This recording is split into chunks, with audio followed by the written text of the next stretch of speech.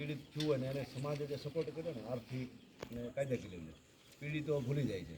પછી કોઈ નાની મદદ કરી હોય મોટી મદદ કરી હોય ત્યારે એને મળવાય ન થાય ને કાંઈ નહીં ઘરમાં બેસી જાય કે હવે કોઈ કાંઈ કરાય નહીં, કોઈની માર ખવાય નહીં, કોઈને મરાય નહીં.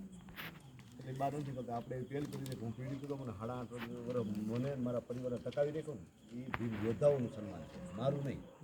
કોઈ ન બનતા મારું સન્માન કરી છે. તમે દેવળિયાવાળા જે લોકો આપ્યા છે પત્રિકામાં દેવળિયાનું નામે છે, દેવળિયા ગામના સમસ્ત સમાજ બરાબર. તમારા અહીંથી 2-5 યુવાનોને મને અહીંયા મંચ ઉપર અમે એક યાદી લખાવી દેવાની. ત્યાં મંચ ઉપર શબ્દોથી સન્માન કરવામાં આવશે. બધાનું એક છે મંડપનું છે થોડીક સીમાં ઉપરથી થોડા વેરાય જાય બધું સન્માન બરાબર, ડિજિટલ સન્માન. બાકી બીજા જે કોઈ સુપ્રીમ કોર્ટે જે જામીન અપાવ્યા છે એનું સન્માન છે. પછી આપણી સમાજના ભાઈ કોઈ ક્લાસ 1 અધિકારી હોય એનું મંચ ઉપર સન્માન 7, 8, 10, 15 જણાનું એવા કેવા ક્લાસ 1 અધિકારી હોય અને આપણને સપોર્ટ કર્યો હોય. બાકી નો સપોર્ટ કર્યો હોય ને તો મેવાણે ઘરે પડ્યો રહ્યા તમને.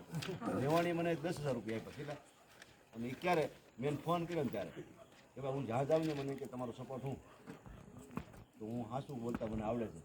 એટલે મેવાણીભાઈ તમે સારા લીડર નેતા છો ને તમારી બદનામી નથી કરી કે મને 2,000 રૂપિયા નાખજો ને તમારે કોઈને કહેવા થાય મેવાણીભાઈ સપોર્ટ કરે ત્યારે એને 10,000 રૂપિયા નાખ્યા વરદી પહેલાં તમને કહી દો બરાબર. આપણે સત્ય બોલવાનું. મેવાણીભાઈ મેસેજ આવ્યો ક્યારે આપણે તમે અમદાવાદ આવો છો રણનીતિ માટે મેં કે આવશું બરાબર, આપણે એને કંઈ વાંધો નથી.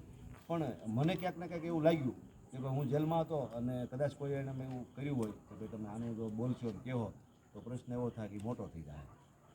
મેવાણીભાઈને આપણે સાથે રહેવાનું છે અને હજી એને મોટા કરવાનું. ઉના કાંડમાંથી જ મોટા છે બરાબર.